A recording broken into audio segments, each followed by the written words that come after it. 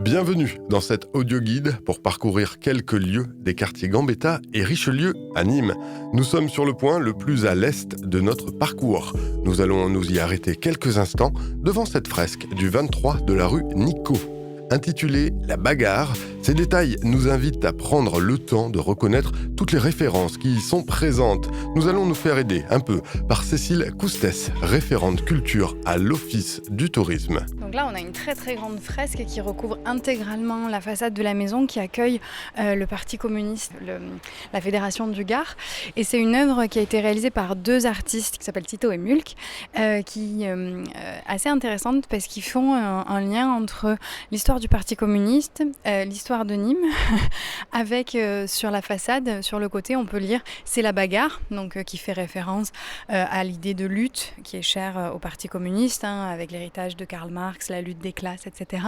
Une couleur rouge qui est la couleur historique du Parti communiste, évidemment, qui est la couleur du sang aussi, donc en référence à la bagarre, ça aussi ça a du sens. Mais la bagarre, c'est aussi le nom qu'on a donné à un événement historique qui s'est déroulé au XVIIIe siècle et qui est la dernière grande guerre de religion qui a marqué l'histoire de la ville entre catholiques et protestants. Et donc du coup, c'était aussi une manière de faire un lien avec la ville de Nîmes. Et cette fresque, elle est très très intéressante parce que on pourrait y passer la journée à regarder dans les moindres détails toutes les références.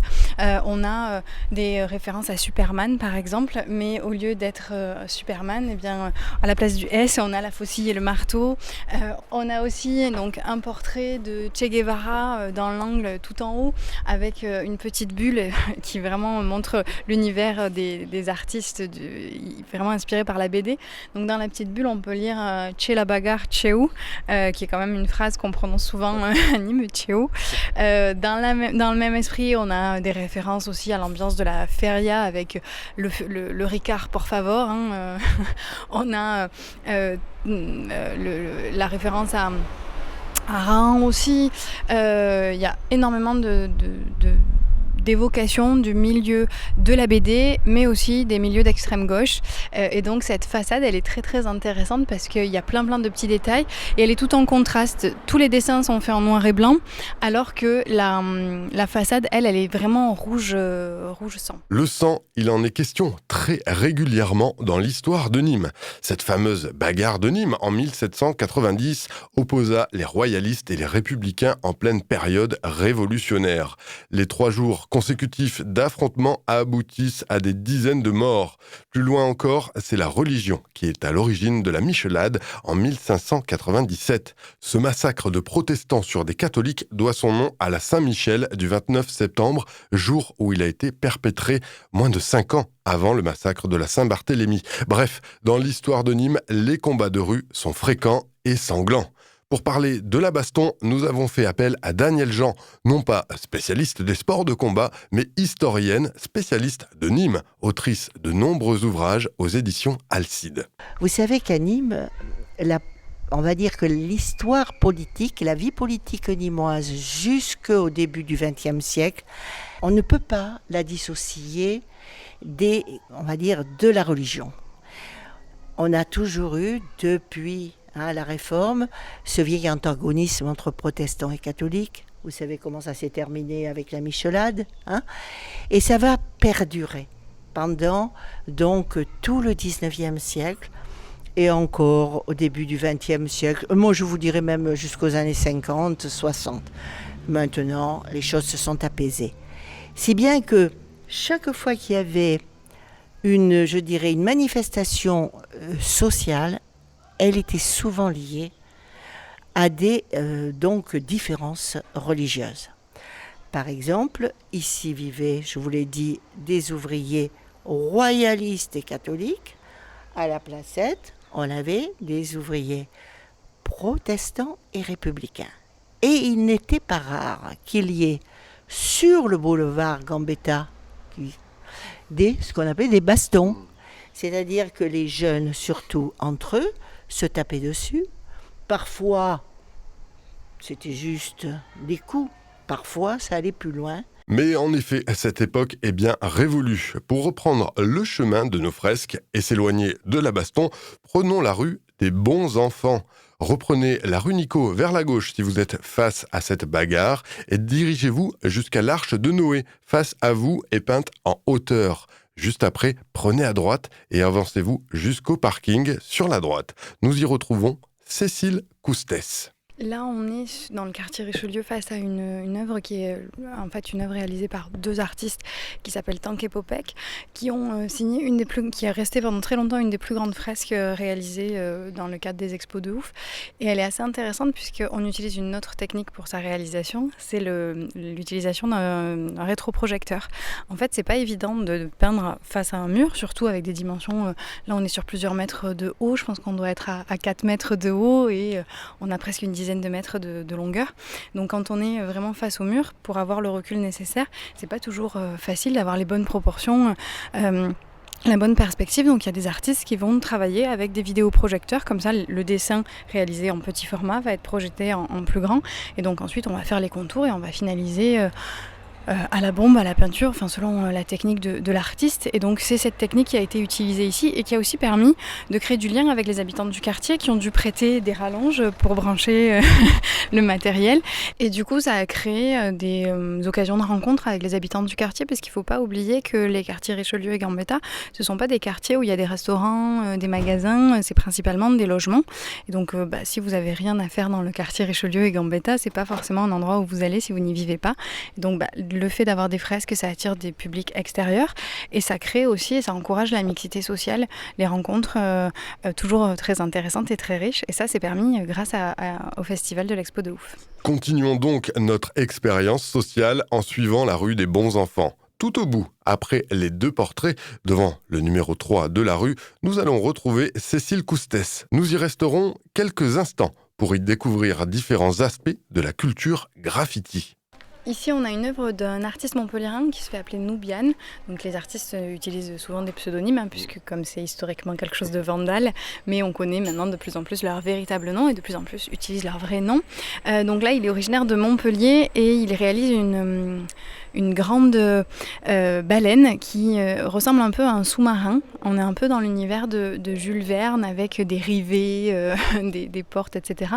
Et en fait, l'univers de cet artiste, c'est ce qu'on appelle le steampunk fantasy. En fait, c'est un mouvement littéraire, artistique, qui imagine ce qu'aurait pu être notre quotidien et notre futur si on avait perduré dans l'utilisation des machines à vapeur.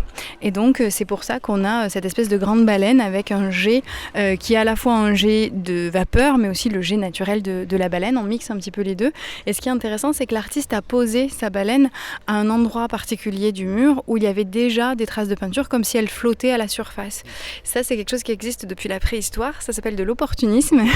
L'artiste, en fait, va utiliser ce qui existe déjà pour donner une autre dimension à sa réalisation. Les hommes préhistoriques faisaient ça en choisissant par exemple des morceaux de roche qui étaient un peu en relief pour créer une dimension particulière. Et quoi de mieux alors que l'opportunisme pour le graffiti pour se développer ? Un développement qui a évolué aussi socialement. A priori populaire dans son origine, le graffiti fait aujourd'hui d'autres émules. Il vous suffit de vous retourner pour découvrir un tout autre style et une toute autre technique. Donc sous l'œuvre de Aya, qui est une femme, puisqu'il ne faut pas penser que le street art est réservé aux hommes, il y a aussi pas mal de femmes qui sont street artistes. Donc Aya, c'est une artiste intéressante parce qu'elle a fait l'école des beaux-arts, donc elle a vraiment un parcours plutôt classique. Et donc là, elle fait une œuvre au pinceau. On voit d'ailleurs les couleurs sont beaucoup plus fades qu'avec de la peinture. Ça a passé, ça date de 2017. Et en dessous, on a des tags qui sont venus compléter cette œuvre.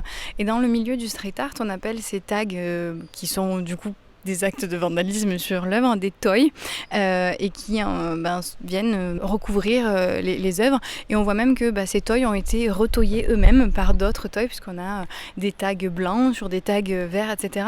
Et dans le milieu originel du street art, c'était en fait les toys un moyen de dire à l'artiste qu'il n'était pas à sa place, qu'il fallait pas qu'il prenne soit ce spot-là, cet endroit-là, ou que sa réalisation n'était pas assez bonne. Et donc ça crée des petites guerres d'ego entre artistes. Et historiquement parlant, ces guerres d'ego, elles remontent aux guerres des gangs qu'on avait aux États-Unis, qui justement marquaient leur territoire avec leur blaze, donc leur nom de gang au croisement des rues qu'ils contrôlaient. Et donc quand un nouveau gang prenait le contrôle sur tous les trafics, eh bien, il l'effaçait, il tauillait le blaze des autres.